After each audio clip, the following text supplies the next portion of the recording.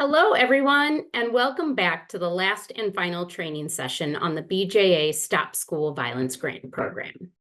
In the last training, we talked in depth on the program design and implementation section of your proposal and how to use a work plan as a tool to develop a step-by-step breakdown of your project, including the resources you might need and the estimated cost to cover these resources. In today's training, we're going to move into the budget section. So let's talk about objectives for today. The objectives are to understand federal requirements and program-specific requirements for the BJA Stop School Violence funding, and learn best practices in developing a comprehensive, detailed, and accurate budget. I'll walk you through the specific federal requirements and regulations that need to be followed and the steps to completing the OJP's Budget Detail Worksheet and web-based form. I will discuss relevant resources to help assist you in creating a budget and ensuring compliance with applicable regulations. So let's talk first about developing a budget. Comprehensive, well-constructed budgets that adhere to all federal and program requirements are crucial for a successful federal grant application.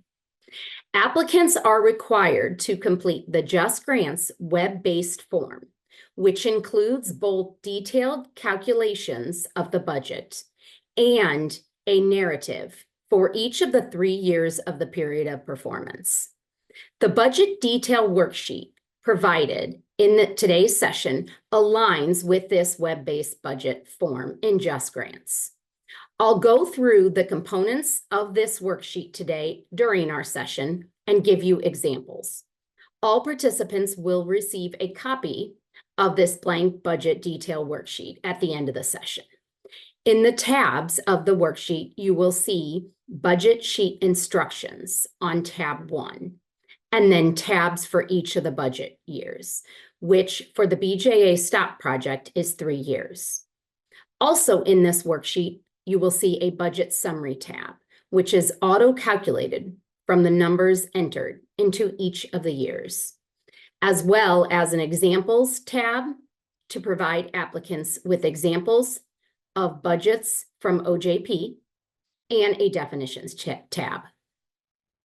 All required information, including the budget narrative, must be provided. Applicants must include computations to clearly show how their costs were derived, as well as documentation that explains the cost or line item. For any expense categories which are not being requested, I like to state in the narrative budget detail worksheet statements like, X school district is not requesting funds for equipment. The work plan you have from last week's session gives you a great starting point in identifying the resources and items needed for your project, as we discussed. It is crucial that you create a comprehensive and accurate budget that reflects the true cost of your project. This means consideration needs to be given to all costs that it will take to carry out your entire project in all phases, including the required 3-month planning period. And your budget, of course, then must align with your narrative. While BJA does not require match funding, it is important to understand the full true cost of the program. This prevents underfunding your program and helps set realistic expectations, as well as supports the long-term sustainability plan. It shows funders that you have thought through a feasible and sustainable plan. The budget should be as concrete and specific as possible in its estimates. The budget is weighted at 15% of the overall evaluation of the proposal. It is evaluated by reviewers for completeness, cost-effectiveness, and allowability. It is important to know the federal financial requirements and grant management requirements, including allowable versus unallowable cost, as well as restricted cost. You must be referring to the solicitation, the DOJ Grants Financial Guide, and the 2 CFR Part 200, which I'll explain more throughout this session. CFR stands for the Code of Federal Regulations. And I will be discussing this quite a bit in the presentation, as it provides a comprehensive guidance for federal funding recipients to ensure proper, efficient, and lawful use of funds. Within 2 CFR Part 200, there is a section called Subpart E, Cost Principles. This is where you'll find many of the basic considerations that need to be examined when you are building a federal budget. So let's talk now on allowable and restricted costs that I just mentioned. There are specific unallowable and restricted costs associated with OJP and the BJA STOP funding program. Unallowable costs include funds to hire armed security officers or school resource officers, funds to purchase items considered deterrent measures or target hardening, which can include but are not limited to metal detectors, weapons, weapon detectors, security cameras, gates, and fencing. Additionally, unallowable is a procurement of any equipment, system, or service that uses covered telecommunications equipment or services. This generally includes telecommunications and video surveillance equipment or services produced by a foreign entity that is specifically designated by statute or by the federal government pursuant to statute. Also unallowable are funds to address violence on campuses of institutions of higher education. Additionally, construction costs are also unallowable. There may be some limited cases where minor repairs or renovations may be allowable, but you would need to consult directly with a BJA program officer before including any funding in this category in your budget request. Additionally, there are restrictions around the use of funds for incentives, stipends, and food. It's important to refer to the DOJ Financial Guide for full details on restrictions and limitations. So, for example, giveaway items such as hats, t-shirts, and mugs are not allowed, but basic supplies necessary for events such as name tags or folders are allowable and may be purchased. Participant incentive costs are generally unallowable, as these are considered gifts. Stipends are also generally unallowable unless under certain circumstances, such as stipends in lieu of overtime pay for project staff. Food is also generally considered unallowable use of DOJ funds. However, it may be allowed under this program with prior approval and adequate justification in your budget narrative and in your program narrative as well. In order to include any of these types of expenses, applicants must provide clear justification for their necessity in relation to the grant activities. There are also requirements and cost restrictions pertaining to conference events, such as meetings and trainings. All conferences conducted by contractors funded through DOJ must receive prior written approval, submitted within the required number of days, which is 90 or 120 days, depending, in advance of the event.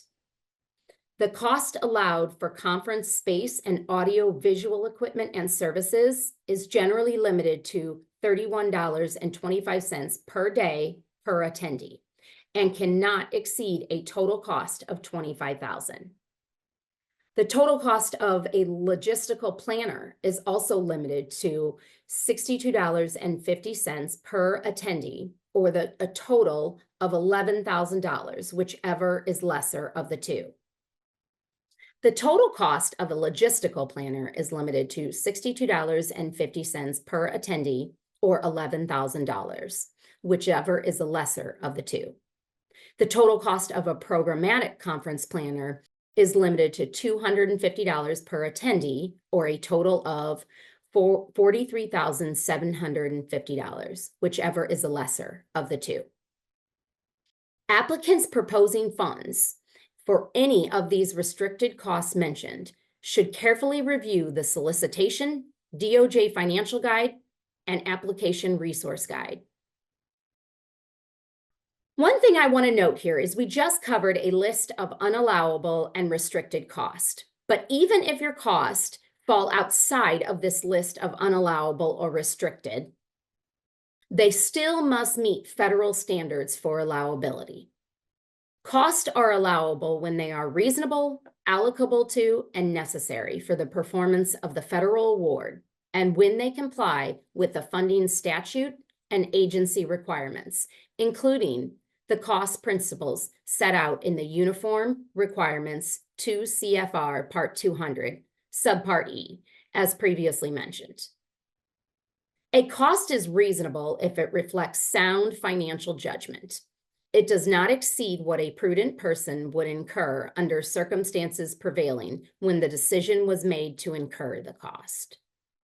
Key things to consider when thinking about whether or not a cost is reasonable are market rates for similar goods and services, costs justified by specific project needs, cost incurred in an efficient manner, and adequate documentation. A cost is allocable if you can allocate the cost either in full or a portion that can be calculated using reasonable logical methods directly to the specific project or activity.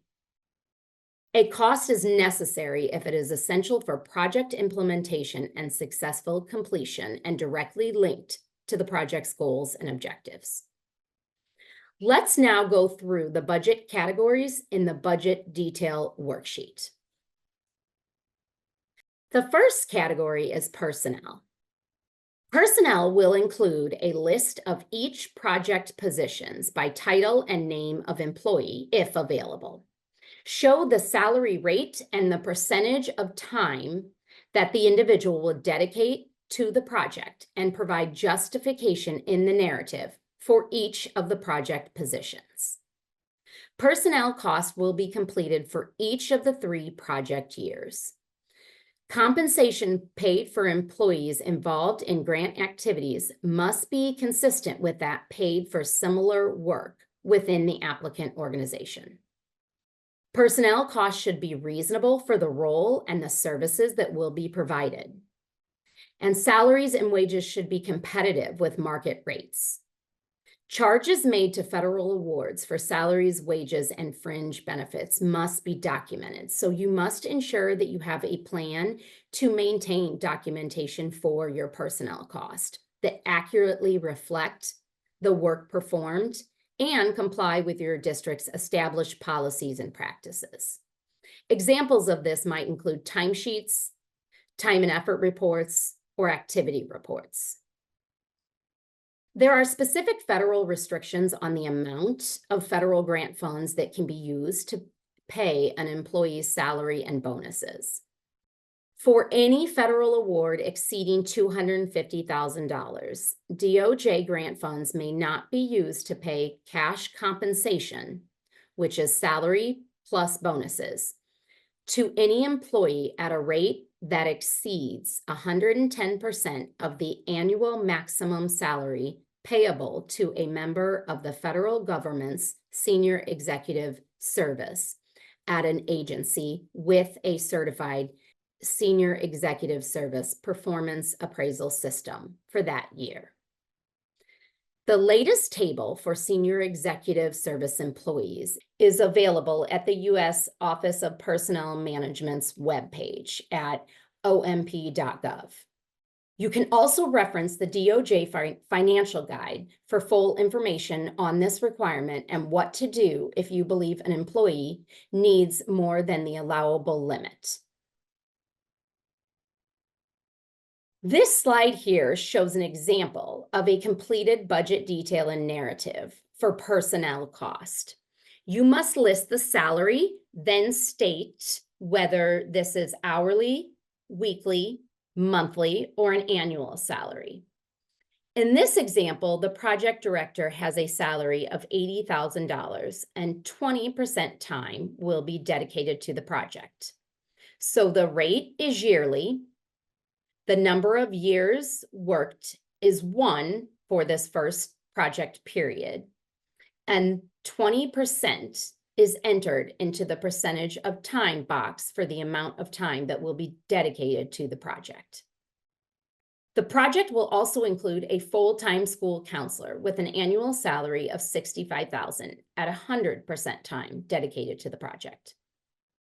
Additionally, this project example includes an hourly student support specialist at $25 an hour, which is entered into the salary box. Then time worked is 1,040 hours for 20 hours a week for 52 weeks.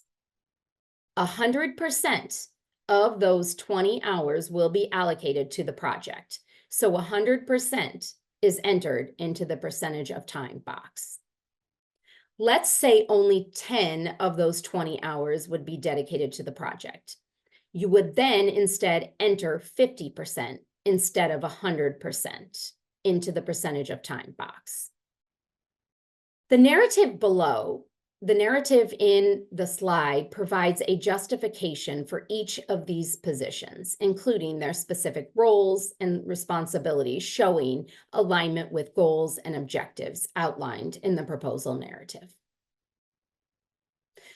The next category is fringe benefits. Fringe benefits should be based on actual known cost or an approved negotiated rate by a federal agency. If based on actual known cost, list the composition of the fringe benefit package. Fringe benefits are only for personnel listed in the budget category and are only for the percentage of time dedicated to the project.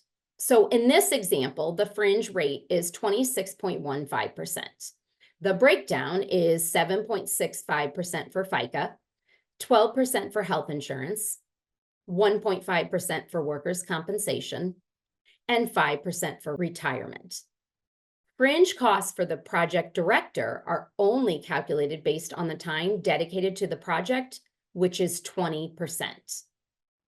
As you can see in the narrative, I provided this breakdown of the fringe rate and the calculations for the fringe cost for the grant-supported positions. Make sure to explain the rationale behind each cost. So if there are project positions who are maybe ineligible for benefits, such as part-time positions, state this in your narrative. And note that if your project includes overtime pay, DOJ limits fringe benefits on overtime pay to only FICA, workers' compensation, and unemployment compensation. The next category I want to go through is travel. Expenses for travel for project personnel should be itemized by the purpose of travel, such as staff training, grantee orientation, or an advisory group meeting. Each type of expense should be listed separately, such as transportation, meals, lodging, etc. The basis for computation needs to be provided for each expense. Describe the purpose of each travel expenditure in reference to the type of expense and show the basis of computation. Identify the location of travel if known, the unit cost, and the number of staff and number of trips. If the location is unknown, state location to be determined. Indicate what travel policies or regulations are followed by the applicant, such as the district's formal written travel policy or federal travel regulations. To justify local travel, you should use the current IRS mileage rate. If your organization has a different rate, explain why it is different. Then for airfare in the US, I typically like to look up a couple of flight costs from my local airport to where the conference will be located. For lodging and meals, applicants can use their own per diem rate, or I will often use the per diem rates set by the Federal General Services Administration, or GSA. These rates are set in October of each year and are set based on major cities and states across the United States.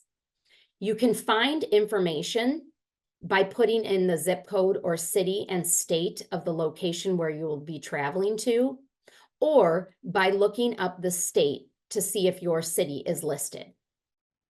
These per diem rates include lodging by month and then meals and incidentals. For meals and incidentals, there is a total that includes breakfast, lunch, dinner, and incidentals, as well as an individual breakdown for each of these items, such as $55 for the day, or $13 for breakfast, $14 for lunch, and $23 for dinner. There is also a rate of 75% for the first and last day of travel.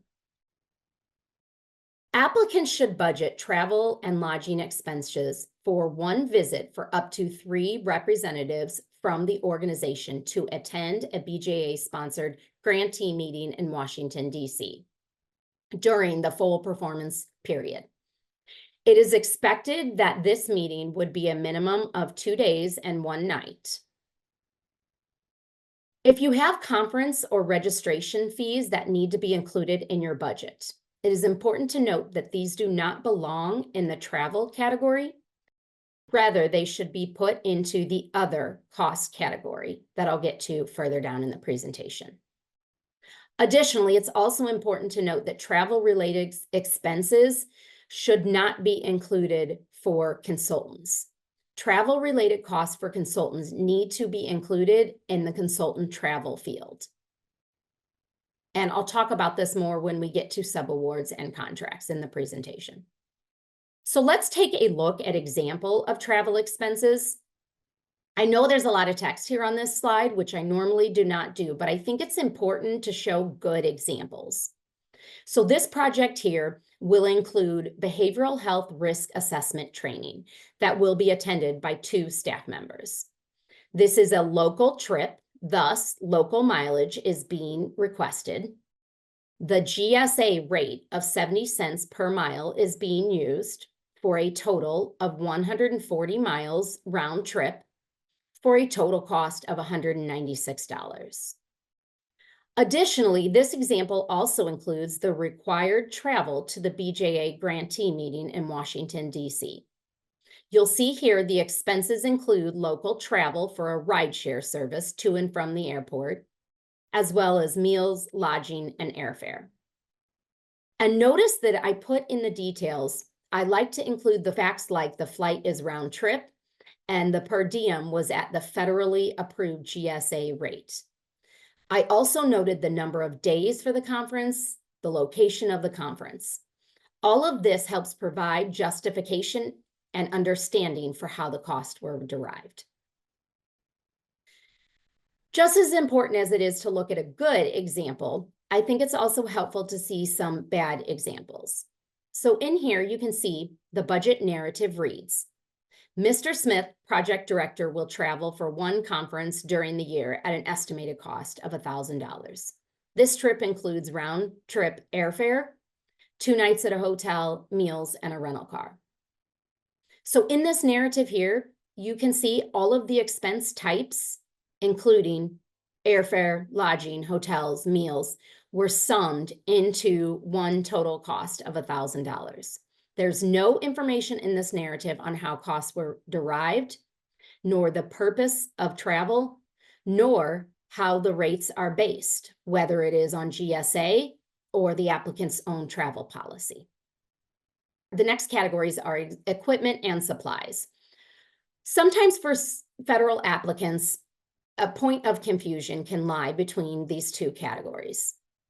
Let's clarify. Equipment is tangible personal property, including information technology systems, having a useful life of more than 1 year and a per unit acquisition cost of $10,000 or greater, or the organization's capitalization policy if it is less than the $10,000. If your organization does not have a capitalization policy in place, the federal policy amount of $10,000 must be followed. Supplies are other items of tangible personal property that are not equipment. This includes computing devices that cost less than $10,000 per unit, or the organization's capitalization threshold if it is less than $10,000. As discussed earlier and in previous BJA training sessions, these funds cannot be used for the purchase of target hardening equipment, nor covered telecommunications equipment or services. No funds should be requested for these items. Projects looking to request funds for equipment may want to do cost-benefit analysis, considering things like purchasing versus leasing equipment, especially for high-cost items or equipment that might be subject to rapid technical advances. Purchased equipment should be included in the equipment budget category. Rented or leased equipment cost should be listed in the contractual category. Make sure to explain how the equipment is necessary for the success of the project and the procurement method to be used. It is also important to understand the federal standards and procedures for equipment use and management, including property records, maintenance procedures, and control systems to ensure safeguards. Details on these standards and requirements are in the DOJ Financial Guide. Whether you are requesting supplies or equipment, make sure to list each item by its type in the budget detail worksheet and explain in your narrative how these expenses relate to the project and why they are necessary. To give you an example, this slide here shows supply costs for one laptop, one printer, and the cost of printed materials. You can see the narrative explains each of the supply items, what they are used for, by whom they will be used, and their cost. The next two categories in the budget are subawards and procurement contracts. These categories can also be points of confusion for applicants. I think it's first important to start by understanding the distinction between the two. The substance of the activity, as defined by the DOJ Financial Guide, helps differentiate these two categories. A subaward is an award provided by a pass-through entity to a subrecipient to carry out a federal award received by the pass-through entity. A subaward may be provided through any form of legal agreement, including an agreement that the pass-through entity considers a contract. If program activities are delegated to another entity, this is generally considered a subaward. Subrecipients often have responsibility for programmatic decision-making, use federal funds to carry out funds for public purpose, and have their performance measured to determine whether the federal award objectives were met. On the other hand, a contract is a legal instrument by which a non-federal entity purchases property or services needed to carry out the project or program under the federal award. Contractors typically provide goods and services within normal business operations, provide similar goods or services to many different purchasers, operate in a competitive environment, and provide goods or services that are ancillary to the operation of the federal program. You can refer to the DOJ Financial Guide, 2 CFR Part 200, and OJP's checklist to determine subrecipient or contractor classification for further guidance. Now, we have covered the difference between subawards and procurement contracts. Let's talk about the federal requirements and what you should know as you're developing your project budget. There are federal requirements related to making and managing subawards. Some of these include conducting a risk assessment of all subrecipients, passing on all award conditions to the subrecipient, and monitoring subrecipients' activities to ensure the subaward is used for authorized purposes and performance goals are met. and to ensure compliance with all applicable federal laws and the terms and conditions of the award. Now, this is not an all-inclusive list, so if you are proposing subawards, it is very important that you are referring to 2 CFR Part 200, Subpart D, and the DOJ Grants Financial Guides, Section 3.14, for full details. It is also important to note that there have been recent updates to the Uniform Grant Guidance. So even if you have previously managed subawards, you need to review and understand 2 CFR Part 200's, this Subpart D. In the budget detail worksheet, the proposed recipient, if known, should be identified along with a detailed description of the specific responsibilities of the subrecipient in the proposed project. There should be justification as to why the subaward is needed, such as the subrecipient's unique qualifications or expertise, and a clear explanation as to how the subaward amount was calculated within the overall budget. Again, as I said earlier, any travel-related expenses associated with subawards and contracts need to be included in their respective category, not in the personnel or travel categories. Applicants must demonstrate in their narrative their capacity to adequately monitor the subrecipient. This may include a statement in the budget narrative, as well as detailed information in the project narrative, perhaps under capabilities and competencies section. The information on subawards should appear throughout the proposal narrative. Any travel-related expenses associated with subawards and contracts need to be included in their respective categories, not in the travel category. Applicants must demonstrate in their narrative their capacity to adequately monitor the recipient. This may include a statement in the budget narrative, as well as detailed information in the project narrative and under the capabilities and competencies section. Let's take a look here at an example of a completed subaward section in the budget detail worksheet. In this case, ABC School District is proposing to subaward to XYZ Mental Health Services to deliver on-site group counseling services to students. The district is proposing that this as a subaward versus a contract because the subrecipient will be responsible for carrying out key program activities and helping to achieve Project Objective 1.2, as you can see is detailed in this narrative. You can also see detail in this narrative on how many sessions will be conducted, how frequently they will be conducted, who will deliver them.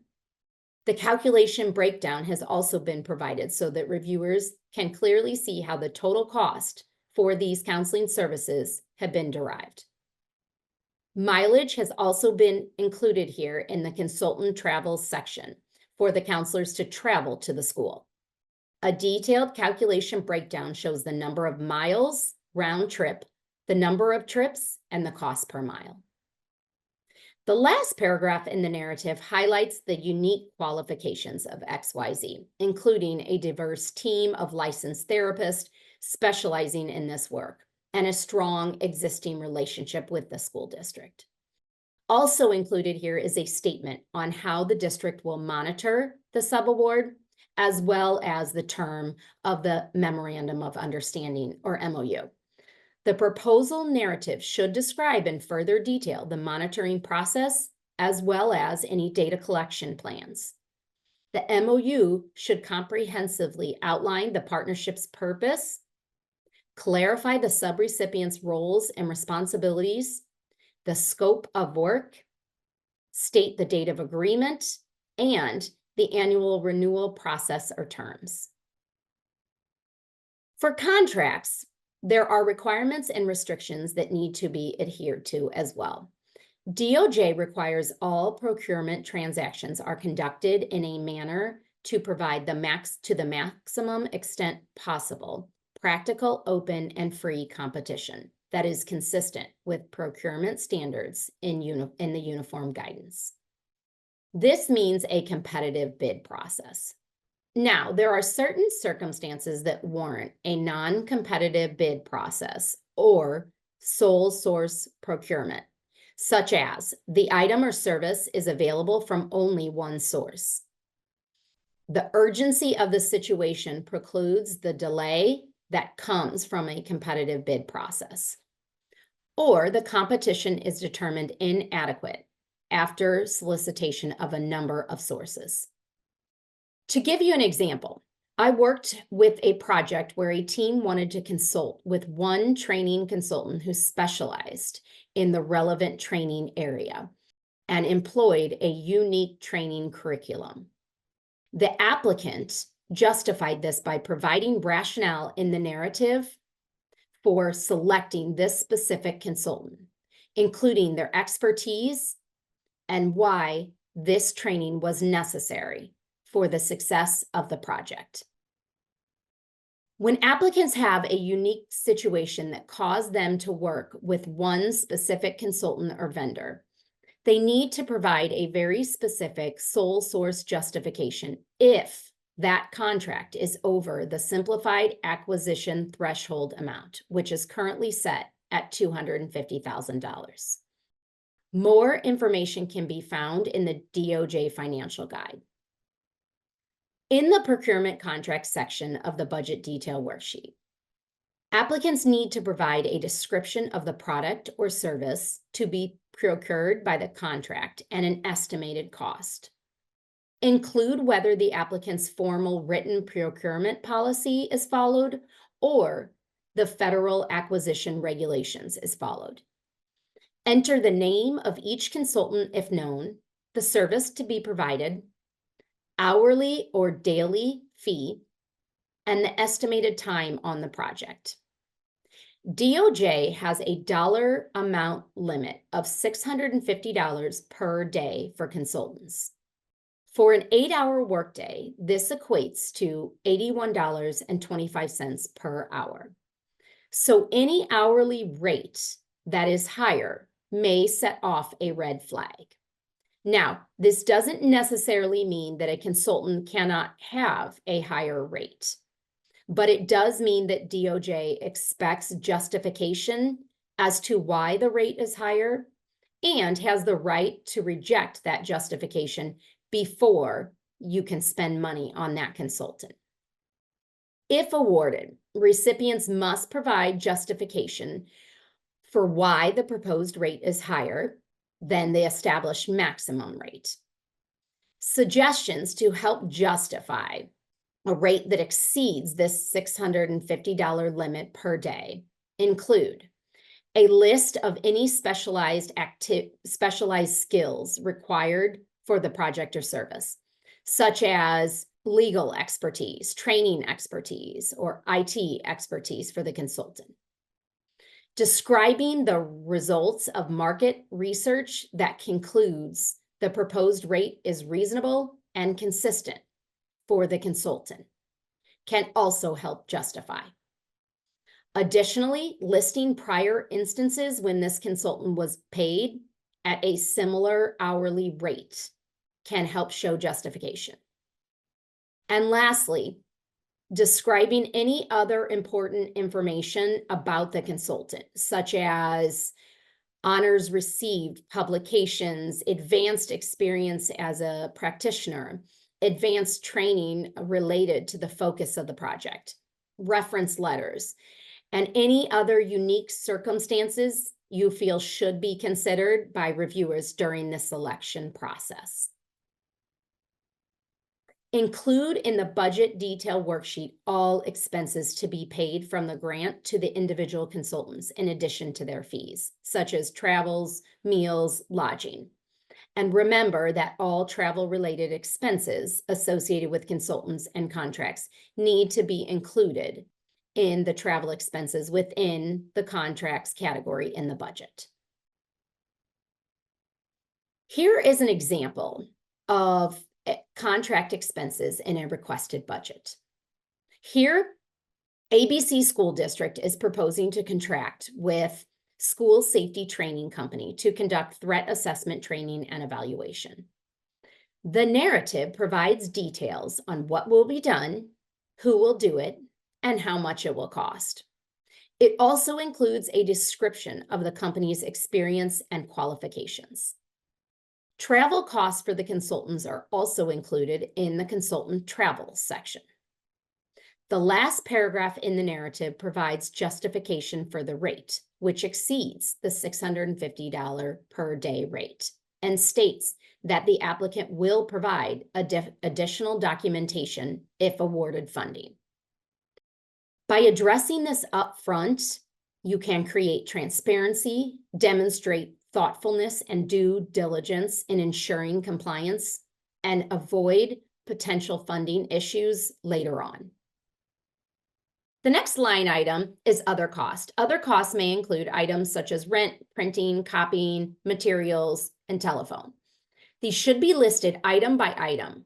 Include the basis for the computation, such as hourly, daily, monthly, yearly, per square foot, etc. In this example here, I've included rent cost, which are based on the total square footage of the school counselor's office, multiplied by the cost per square foot to show total rent cost. Printing costs have also been included here. Detailed information is provided in the narrative as to what these costs include and how they have been calculated. The last category I want to talk about is indirect cost. Indirect costs are allowable only if the applicant has a current unexpired federally approved indirect cost rate, or the applicant is eligible to use the de minimis rate, indirect cost rate described in 2 CFR Part 200, Subpart E. An applicant with a current federally approved indirect cost rate must attach a copy of the negotiated agreement in Just Grants. If the applicant intends to use the de minimis rate, they must submit written documentation to DOJ confirming their eligibility and decision to use the rate with their application. If using the de minimis rate, costs must be consistently charged as either direct or indirect, and this method must be used consistently for all federal awards until they negotiate a federally approved indirect cost rate. If a subrecipient is requesting indirect cost and has a federally approved indirect cost rate, a copy of this negotiated agreement must be attached in Just Grants. If the subrecipient does not have an approved rate, they can use the de minimis indirect cost rate or a rate negotiated between the applicant and the subrecipient that is consistent with the requirements of 2 CFR Part 200, Subpart E. Direct cost can be allocated on the following basis: modified total direct cost, which includes all direct salaries and wages, applicable fringe benefits, materials and supplies, services, travel, and up to $50,000 of each sub-award, regardless of the period of performance of the sub-award. Direct salaries and wages incurred by the organization, or direct salaries and wages including fringe benefits incurred by the organization. The budget narrative must include information on which allocation method is used and the basis for the calculations. In this example here, the applicant is requesting indirect cost using a federally approved indirect cost rate of 21.2% and is using the basis of only direct salaries and wages, including fringe. Notice that in the narrative, the dollar amounts for personnel and fringe have been provided to show how they got to the total base amount of $128,182. An important part of planning your project and developing your budget is thinking about how the project benefits will be sustained beyond the life of the BJA award. For example, how will you fund key personnel positions in the future? If your budget includes technology equipment, what is the plan for ongoing maintenance and operation? How will this be funded? Identify other funding sources, including state, local, or private funding that will support your program in the future. If your district is under-resourced or has limited resources and you don't really have any other funding sources, focus on how you will leverage partnerships to sustain the program. You also want to demonstrate in your narrative that you have the capacity to implement and manage the federal award. This can be done by showing past grant management success with federal, state, local government grants, or private grants. If you do not have prior grants experience, emphasize the strengths of the individuals who will be managing the projects, such as experience with data collection, reporting, and evaluation, or relevant trainings, certifications, and credentials. Also highlight any strong internal controls and systems, such as robust counting and financial reporting systems, to prove capacity and capability to manage the grant award. In addition to the budget narrative in web-based form I have discussed throughout this presentation, there are other documents associated with the budget and the application that are required. Earlier in the session, I talked about limitations on executive compensation. The disclosure of process related to executive compensation is required if federal funds will be used to pay an employee at a rate that exceeds 110% of the maximum annual salary payable to a member of the federal government's senior executive services. The applicant will need to make certain disclosures relating to the processes it uses to determine compensation of its officers, directors, trustees, and key employees. A description of this process used to determine executive compensation needs to be uploaded as an attachment in Just Grants. Additionally, the indirect cost rate agreement is required if you and/or a proposed subrecipient are requesting indirect cost and have a current federally approved indirect cost rate agreement. This agreement should be uploaded in the attachments in Just Grants.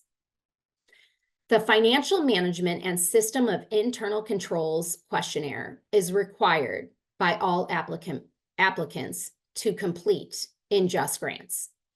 It helps OJP assess what financial management and internal control systems the applicant has in place, whether these systems would be sufficient to maintain a funding award, the associated potential risk of an applicant as part of the pre-award risk assessment.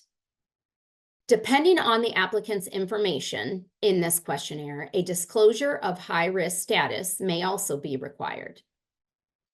You can reference the application resource guide for full information and instructions on completing the questionnaire. The assignment for today's session is to complete the budget detail worksheet provided. In addition to the information I presented throughout the session, there are other key resources to help you prepare the budget, including, of course, the NOFO. Follow the budget guidelines and instructions included in the NOFO. The Application Resource Guide, the DOJ Grants Financial Guide, 2 CFR Part 200 Subpart E, and the Just Grants webpage, which provides resources on completing the Just Grants application and links to additional helpful documents. And the OJP Budget Reference Guide, which gives step-by-step instructions on how to complete the web-based budget detail worksheet, and guidance on attaching the budget documents.